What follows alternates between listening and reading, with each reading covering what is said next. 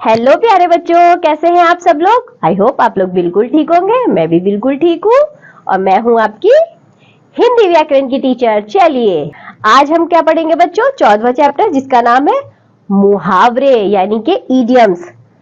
इन चित्रों को देखकर उनके नीचे दिए गए वाक्यों को पढ़िए। कुछ चित्र दिए गए, इन्हें देखिए आप लोग। अब हम इनके वाक्य पढ़ते हैं। अध्यापिका को देखते ही ऋतिक भीगी बिल्ली बन गया। पुलिस को देखते ही चोर 9-2-11 हो गया। ऊपर दिए गए वाक्यों में डर जाने के स्थान पर भीगी बिल्ली बनना तथा भाग जाने के स्थान पर 9-2-11 होने का प्रयोग किया गया। ये वाक्यांश मुहावरे हैं। मुहावरों से साधारण अर्थ के स्थान पर एक विशेष अर्थ प्रकट होता है। अब हम इसकी परिभाषा देखते हैं बच्चों। भाषा में विशेष अर्थ प्रकट करने वाले कथन को मुहावरा कहते हैं। कुछ मुहावरे, उनके अर्थ और प्रयोग चलिए देखते हैं। अक्ल का दुश्मन, इसका क्या अर्थ होता है बच्चों? मूर्ख। अब इसका उदाहरण देखते हैं हम। सुमेश निरा अक्ल का दुश्मन है। अब दूसरा मुहावरा देखते हैं हम लोग। अंगारे उगलना, क्रोध में कठोर शब्द कहना।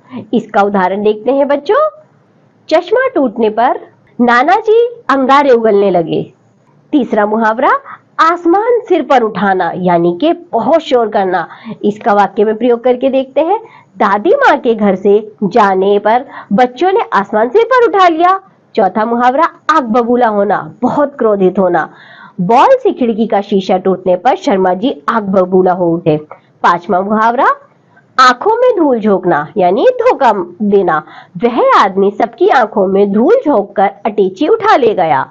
छठा आंखों का तारा यानी बहुत प्यारा। नीरज अपनी माँ की आंखों का तारा है। ईद का चांद होना, बहुत दिनों बाद दिखाई देना। राहुल आजकल कहाँ रहते हो, तुम तो ईद का चांद हो गए। कमर कसना यानी तैयार होना। मैंने कक्षा में पहला स्थान पाने के लिए कमर कस ली है। नौवां मुहावरा कान पर जू ना रेंगना, कुछ असर ना होना। रोहित को कितना भी समझाओ, उसके कान पर जू तक नहीं रेंगती। खून पसीना एक करना यानी खूब मेहनत करना। मनीष ने पास होने के लिए खून पसीना एक कर दिया। घी के दिए जलाना यानी खुशियां मनाना। सुरेश के प्रथम आने पर उसकी माँ ने घी के दिए जलाए। घोड़े बेचकर सोना यानी निश्चिंत होना। परीक्षाएं समाप्त होने पर मुकेश घोड़े बेचकर सो रहा है। दांत खट्टे करना यानी के लड़ाई में हराना। भारतीय सेना ने दुश्मनों के दांत खट्टे कर दिए। नाक में दम करना, बहुत परेशान करना। चाचा जी के बच्चों ने सबकी नाक में दम करके रख दिया था। पीठ थपथपाना यानी शाबाशी देना। बूढ़े आदमी की मदद करने पर पिताजी ने प्रिया की पीठ थपथपाई। पेट में चूहे कूदना, बहुत भूख लगना। जब दोपहर 2 बजे तक भोजन नहीं मिला तो स्वाति के पेट में चूहे कूदने लगे। फूला न समाना, बहुत खुश होना। प्रथम आने की खबर सुनकर मनोहर फूला नहीं समा रहा है। भीगी बिल्ली बनना यानी कि डर जाना। सुरेश अपने पिताजी के सामने भीगी बिल्ली बन जाता है। दांतों तले अंगुली दबाना यानी कि हैरान होना। जादू के खेल देखकर दर्शकों ने दांतों तले अंगुली दबा ली। चेहरा खिल जाना, खुश होना। नाना जी को आता देखकर नेहा का चेहरा खिल गया। दिन रात एक करना, बहुत मेहनत करना। अच्छे अंक लाने के लिए चित्रा ने दिन रात एक कर दिया।